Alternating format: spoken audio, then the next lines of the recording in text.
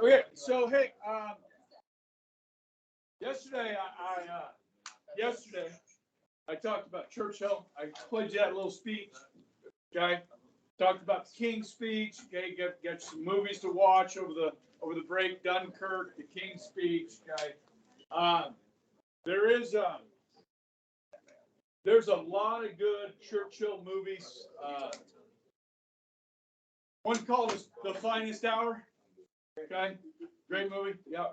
Hey, now I wanted to point this out to you guys. We're not doing these notes yet. Okay, we got to go back. But if you ever find yourself in Britain, don't do this. Yeah, this means peace in the United States. Now, what's this mean? You. This is V. V for victory. In Britain today, this means this. That's right. I just flipped off my 5th hour. That just makes that picture even more badass. I know, and he's doing it. I think he's doing it on purpose. You know, you knew that, right? You had heard that before, Leah. You were smiling about. Okay. So back in the day, before there were guns in Europe, they used archers. Okay, and when the French, especially the French and the British, would go at each other in all these wars and stuff, the archers' fingers, okay, when they would capture them, they would cut off these 2 fingers, and then they would mock them by doing this because they didn't have these 2 fingers. Okay. Now. What? You guys know Morse code? No, you. Yeah. Okay. So dots and dashes, right? Okay. You guys know composer Beethoven. Beethoven's 5th. How does that go? Dot, dot, dot, dash. Dun, dun, dun, dun. Right? You know that? Okay. Dot, dot, dot, dash in Morse code is V. Okay. So our planes, and British planes, you know how planes have a little light on. You know, like when they're flying, there's lights on. They would do Morse code in their lights as they're flying over troops. Dot, dot, dot, dash. They would leave it on. That meant victory. Oh, okay. No. So, Churchill's having a little fun right there, okay? As he knew how to do, okay? All right, so as I promised, guys, we were going to go back across the pond and talk about the development of American air power and naval power. Okay, so we got to start with Billy Mitchell. I've mentioned his name before in this class, I believe. He was our first what? Ace. Okay, so after World War I, he stayed in the Army and was a test pilot. Okay, and what he witnessed in World War I, he recognized that the future of warfare would be air power. And so he tried to convince the American Army and Navy to invest in attack aircraft and even bombers. Okay, now we know the Italians did this to the Ethiopians. We know the Japanese did this to the Chinese. Okay, that was 1931, 1935. Okay, and so guys, he's like, this is going to be as big as submarines were to warfare. But the Army and Navy were slow to act. They don't like change. So he tried to convince them by putting on a demonstration. Like, let me show you how this will work. This is an old World War I destroyer, the USS Alabama. Okay? We're not going to use it anymore. We're building new ships. So they're going to use it for a demonstration. He is going to drop 6 2,000-pound bombs on the USS Alabama. At this point, guys, the light bulb is supposed to go off and like, wow, that's a really good idea. We can destroy other people's navies by dropping bombs from planes on their ships. But the light bulb doesn't go on. They say, no, it's a stationary ship. If the ship is moving, there's no way you're going to be able to hit it. What? Dude, You're in a plane. Mitchell gets so frustrated. Okay, this is 1921 that he does this. Yeah, 1921. So this is shortly after the war, World War I. So Mitchell does what you don't do in the military, and that is violate the chain of command. He goes above his superior officer's head, and that is going to get this war hero, our first ace, court-martialed. Okay?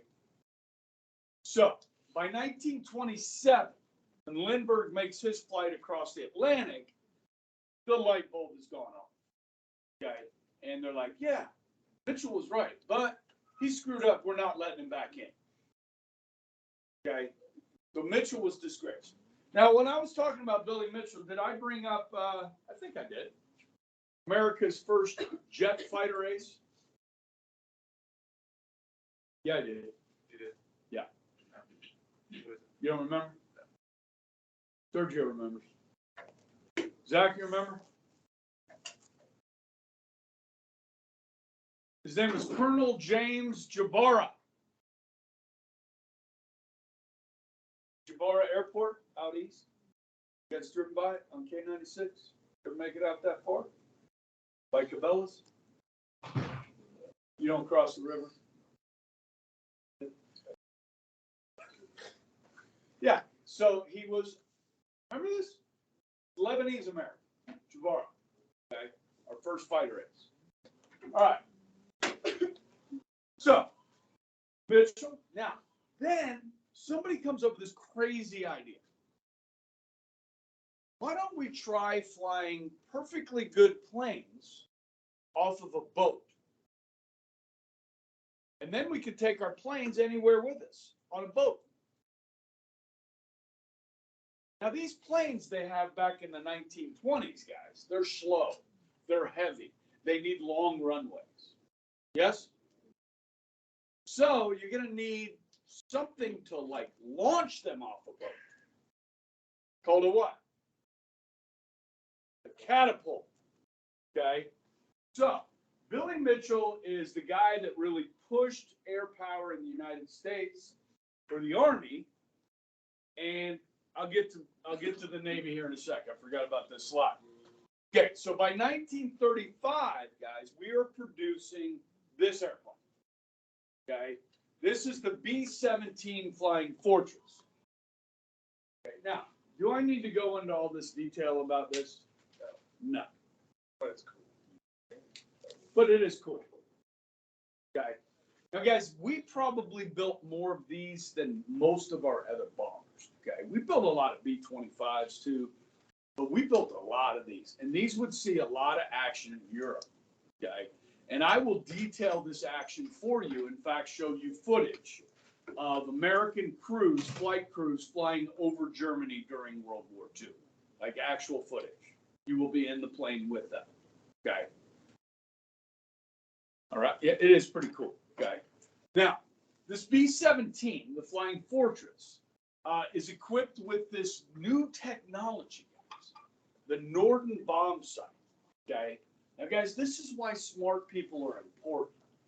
So, like you guys. All right. Now, so say you're flying a little single-engine Cessna. Okay. Taking off at Jabara Airport, flying a little single-engine Cessna, and you're at 10,000 feet. You got a bowling ball, okay? You're going to try and drop this bowling ball and hit, say, something the size of a Walmart from 10,000 feet. How accurate are you? Not. you have to factor in? Wind, speed of the aircraft,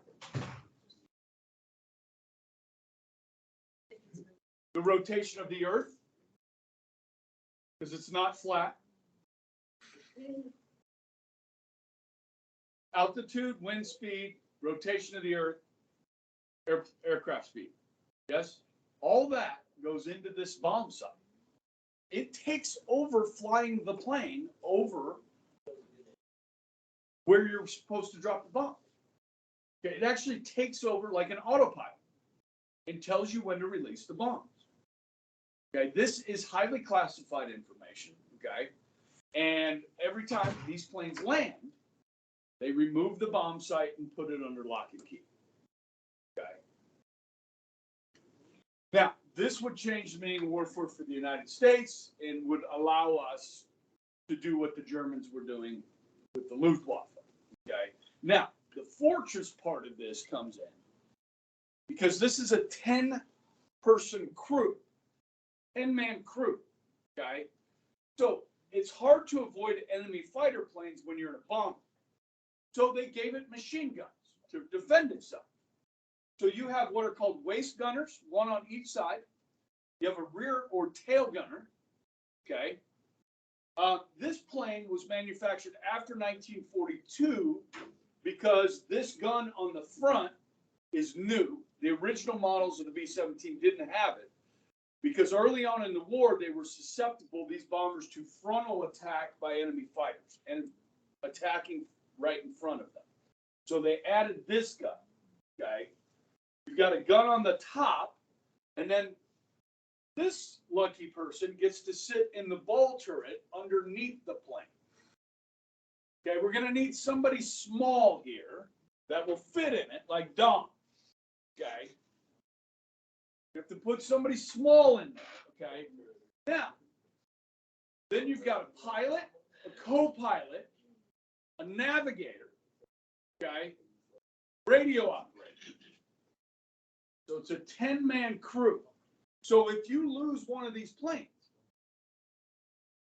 there's a good chance you're going to lose 10 guys. Okay? And we will lose, guys, a considerable number of crews during the war. Somebody in here reading, or does somebody in here read a book called 500? There was like, you both read that? Forgotten 500? Yeah, when I read the book review last semester, somebody read that book. I was shocked at how many, those 500, you know, I mean, that's a lot of planes that went down and that they were together to get them out. That was interesting. So we'll talk a lot about this, the air war, when we get into the next section, okay? And I don't know if those were B-17 crews that, or do you remember from the book what kind of planes they were from? Or, okay. Did anybody read Unbroken? Okay.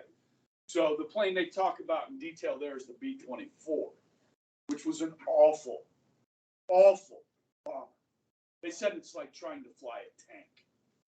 Okay. It had so many crashes. I mean, you didn't have to shoot it down. It was going to crash on its own. Okay. Not a good plane. Okay. But this really was a magnificent aircraft. And that's why I'm spending so much time on it. Now, when they sent out bombing raids, guys, they didn't send out 10 planes. They sent out hundreds of these bombers. You understand? At a time. Okay. So which one of these spots do you think is the person that's most likely to be killed if you're on one of these planes? The ball turret guy is actually one of the safest spots on the plane. Okay. Now I took these pictures at the World War II Museum. These two pictures. So they have one of these hanging up in the museum, and that's a good picture of the ball turret. Star Wars fans, it's kind of like the Millennium Falcon type thing. Okay. So this shows you the percentage of wounded and killed from each of the different crew members. Okay, these waist gunners were among the highest. Okay, casualty rates were the waist gunners because you got fighters coming in, trying to shoot these engines, take out these guns. Okay, the ball turret was actually quite low. Okay, navigators, bombardier, which is in the front, actually higher than the waist gunner. Okay, and this shows the types of the flak burst is what I've described for you guys, the 88 flak gun, the explosions that take place in the sky, okay? That is going to be the #1 killer here for these crews, is these explosions in the air, okay? Way too much information. All right, so let's talk about the Navy, okay? And the Navy's Billy Mitchell was this guy, William Moffett, okay?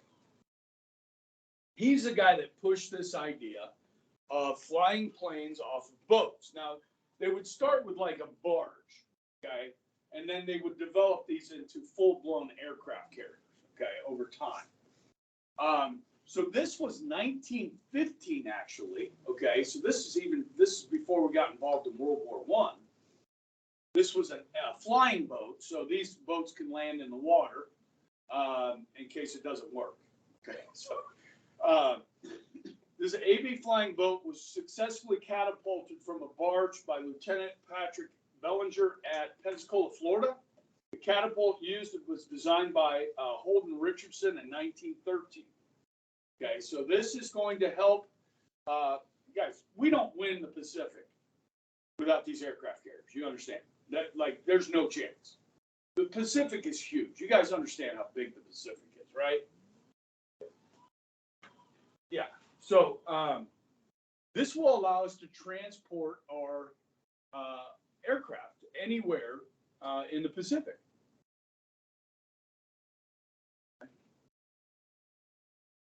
Now, this is a modern aircraft carrier. I think I've mentioned this to you guys before. We have, how many aircraft carriers does the United States have? 11. We have 11. We have 12. One is always being refitted or upgraded. Okay. Most of the ones we have now are powered by nuclear cells, fuel cells. Okay, so there's a mini nuclear reactor on these aircraft carriers. Have any of you guys ever been on an aircraft carrier on the deck? Which one? What city? Were you in Corpus Christi or San Diego? Oh, East Coast, Norfolk, probably. You remember the name of it? I think it was a P, but I can't remember if it was. Okay. Okay. And there's one in Corpus Christi called the USS Lexington. It's a Vietnam era carrier that used to be in Pensacola, and then Corpus Christi stole it from us. In Pensacola, we used to have one called the Forrestal, also Vietnam era. Those have both been retired and now are, museums. But if you ever get the chance, guys, to go on an aircraft carrier, do it. It's crazy how big these things are. I mean, the decks are literally 3 football fields long.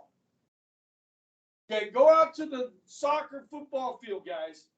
3 of them long. These things are massive. Okay, so, guys, what country has the most aircraft carriers after us? How many? 2. Oh. Yeah. One is an old Russian one that they refitted, and one they built their own. Okay. I think Britain has 1 or 2. One. France has 1. It was USS Yorktown. Oh, the Yorktown. Okay. And then Russia, they don't have. It's too small to be considered in there. Yeah. Because they can't get it out of the Baltic or the. Out of the Black Sea. Yeah. Yeah. So I mean, we have a dominant lead there. But the fact is, guys, China has the technology to take out our aircraft Okay, it won't be easy, but they do have that. They do have that ability. I was listening to the radio this morning. You know, defense people that study defense and stuff like this. There's like 40. I guess there's like 44 like military technologies that they kind of focus on. And China is ahead of the United States in like 35 of these 44 technologies. Now, President Biden announced a new budget yesterday. Okay. Oh yeah, I mean it's DOA, if you understand, dead on arrival. Okay, because the Republicans control the House, but it includes some pretty major tax increases for the wealthy to pay for some of the things. I just want to remind you guys, as the national debt goes up, we are getting to the point where between Social Security, Medicare, and the debt, the interest on the debt is close to consuming now close to 80% of our entire budget. Those three things. Okay, the military budget's between 18 and 20% of our budget. So, guys, what do you have for the rest of everything the government does? You run deficits and continue to raise the debt. That's what we're doing. The Biden's budget has a 3% increase for military spending. But what is inflation right now? Somewhere 4, 5, 6%. So that 3% increase for military spending doesn't even keep up with inflation. Does that make sense? Okay. China is spending more on the military than they ever have. Okay, and their economy is going to grow faster than ours. Now, we have some good news. We got some bad news. We got some banking issues right now. The market went down 500. The banks are not in great shape right now. With interest rates going up, and they will continue to go up. The jobs number came out, guys. We created 311,000 jobs in this country last month. Well, that's good, right? But the problem is we need to slow things down to get inflation down. So that means Powell sees, the Federal Reserve Chairman Powell sees 311,000 jobs. That means the economy is still pretty good. And what does that mean? We need to slow it down. That means we got to increase interest rates, which are going to have a negative effect on the stock market and the economy as a whole. We've got to slow ourselves down to the point of a recession so we can get rid of inflation. You know what I mean? We're kind of in this quandary right now. Okay. Now Biden is this budget. If you look at it, guys, it's 2024 budget. It's like he's running for re-election. This is what he wants to do. He's got some pie in the sky thinking here, but in reality, it won't pass. You understand, right? So it's kind of a political budget, which is fine. It is normal. Okay. All right. So, sorry, I got off track there a little bit. There's some interesting stuff in the news.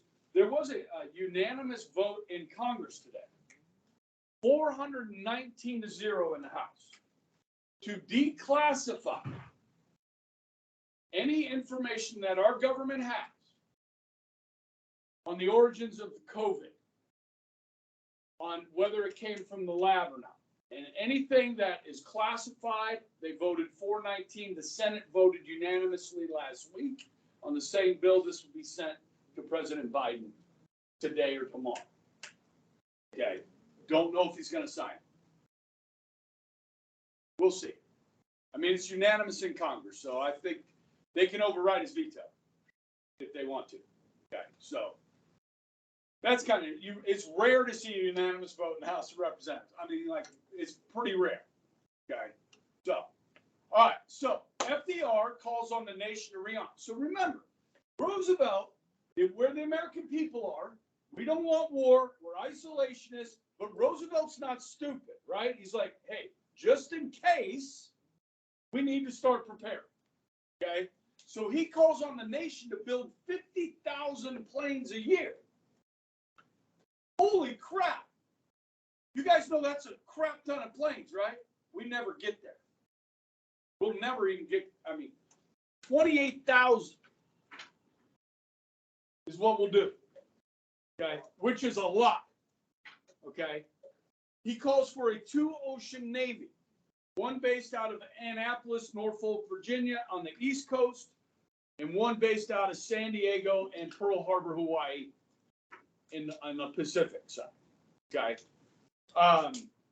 Roosevelt knew, as we're about to talk about the Battle of Britain, the fall of France has happened.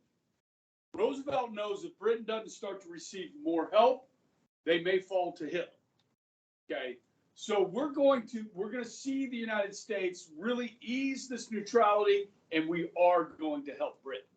Okay, and guys, as you know, Hitler eventually is going to invade Russia. Because he invades Russia, he's an ally. Stalin will become an ally. The enemy of my enemy is my friend. So by default, okay, Russia becomes an ally. Soviet Union becomes an ally. So we're going to help them too. And then the country that's being bomb blasted in the Pacific is also an ally. Who is that? China. Guys, we're going to try and help China too. Okay? Everybody follow that, right? So. All right, so I showed you this slide or this picture earlier, okay? I played you the speech, okay? And what's going to start happening in the summer of 1944, summer and fall of 1944 is known as the Battle of Britain. Okay, there's no official start date or end date to this battle, okay? But what will soon start to take place as Germany has air bases both in France, Belgium, Denmark, Norway, they will start to bomb Britain. Now, this operation is known as Operation Sea Lion. I don't have that up there yet, okay? There's 3 phases to this invasion for the Germans. Number 1 phase, achieve what? Air superiority. Look, they're going to have to cross the English Channel to knock Britain out. Or they could bomb them to death, and then the British might surrender. Is Churchill going to let that happen? No. We will never surrender. Guys, he planted the seed early. We will never surrender. Okay? So, Hitler sends thousands of bombers. Now, of course, the first place he's going to try, first targets, we've talked about this, is going to be what? Airfields. British know this. So they're going to hide their planes. They're going to move them off the airfield. Because the airfields are going to get hit.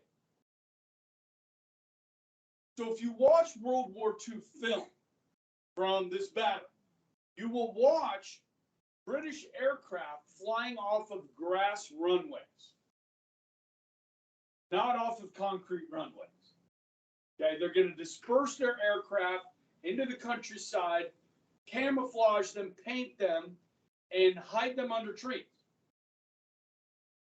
Okay? So he's going to try and bomb them into submission.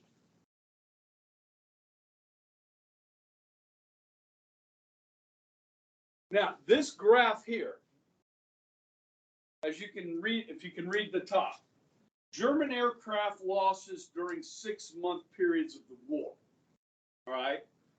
Battle of Britain is in the summer and fall of 1940. So this would be May to December 1940. Now, you can see as the war goes on, these numbers go up.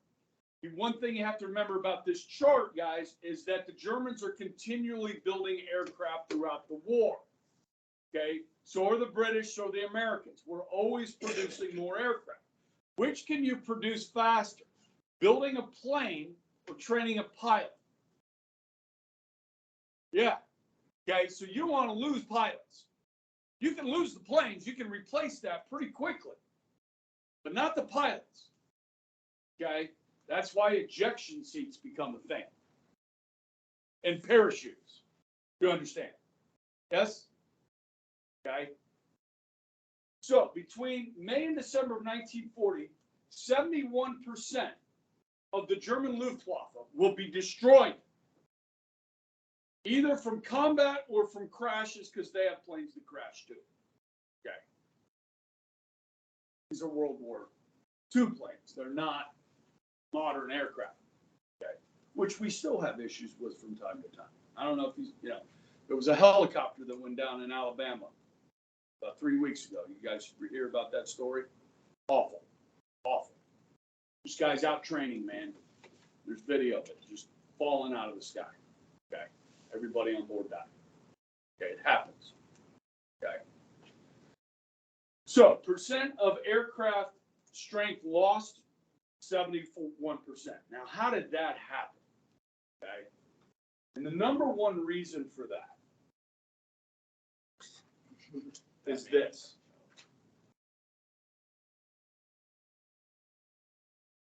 That's the Spitfire. Guys, this is the Supermarine Spitfire. Okay. Now, the designer of this aircraft, the engineer that built this aircraft, was a guy named R.A. Mitchell. Again, way too much information. I could show you a whole video about the history of this aircraft, which I have in my office. I'd put people to sleep with it. Okay. But I'll tell you the highlights. Okay. R.A. Mitchell was an aeronautical engineer. And between the wars, after World War I, they would have these contests to see who could build the fastest plane in the world. And if you built the fastest plane in the world, you got a prize of $25,000. Mitchell won this award 3 consecutive years, running from about 1934 to 36. Now, they flew these over water. Okay, so these were pontoon boats, but the shape of the wing and the engine were the same as this. This is a 1,000 horsepower Rolls-Royce engine. Okay, it's called a Merlin engine. Now, what's unique about this aircraft, guys, is the wing. Okay, most World War II aircraft, you're going to see a boxed wing, straight edges, straight corners. Okay. This is an elliptical wing. It's actually a very beautiful, aesthetically pleasing wing. Okay. And what this plane could do that the German planes could not do is it was faster at higher altitudes and could had better turning radius at high altitudes and high speeds than the German counterpart, the Messerschmitt. Okay. So as this battle is going on, in the skies above England. So the Germans send their bombers. The British put these up. Now, there are other fighter planes called the Hurricane. So they had the Hurricane and the Spitfire. Okay? But as German losses mount, Hermann Goering, who's the head of the Luftwaffe, is enraged. Hitler is enraged at how many planes they're losing. And so they bring forward one of the German aces and say, how do we defeat the Royal Air Force? And he responded, give me a squadron of Spitfires and we will defeat the British. Okay, this plane helped change history. Now, R.A. Mitchell died of cancer before he got to see this plane in action. Okay. But it was his work that built it. Okay. The other thing the British had going for them here is something called radio detecting and ranging, otherwise known as radar. They knew when the Germans were coming. They knew how many planes were coming. they knew roughly what altitude they were flying at and what direction they were headed. So every time German bombers came over the English Channel, the British were in the skies already waiting to meet them. They were not going to destroy these planes on the ground. Okay? So, here's the situation. On the coastline, now this radar, guys, is primitive. Now, radar, when you look at the invention of radar, it was invented in 2 or 3 different places roughly the same time. The Japanese developed this, the Germans developed, the British developed it. Okay? Now, there's a movie on Netflix about the guy that developed this radar for Britain. He was a weatherman. Okay? He's kind of a quack. But in order to build this, the movie's great because it shows like he had to like steal equipment from the government and stuff like this to try and figure it out. Okay? It's kind of cool if you're kind of a science geek. I don't remember the name of the movie, but if you like searched on Netflix for World War II Britain radar or something like that, you'd probably be able to find it. Okay. So, guys, the British have their airfields out dispersed in the countryside. Now, in London, guys, these radar stations would report to the headquarters of the Air Ministry. So you're in a room about this size, okay? But it's got like the track around the AC, the gym. It's got like a track above it. So on the floor here is a big map, big table map of Britain in the English Channel. And so radar stations would report in, and it would be ladies about your age. You guys would be on headsets. We're on this big map. The radar would report an air raid coming. Okay? They would call the airfields. Pilots, the RAF pilots, are hanging out, having a pint, just hanging out. A bell would ring.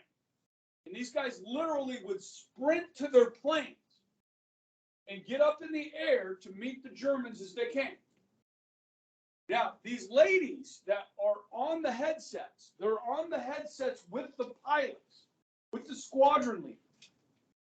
So they're hearing all this action take place. This guy's above Britain. Like, it's live. So when pilots get hit and so forth, these women are hearing it and so forth. Okay. Now, the British didn't have enough pilots. So there were free Polish pilots that escaped, Czech pilots that escaped, that were flying for the Royal Air Force. Okay. And then there were some American civilians flying for the RAF. Any guys ever seen the movie Pearl Harbor? Okay. There's a point in this movie, there's 2 guys, Rafe and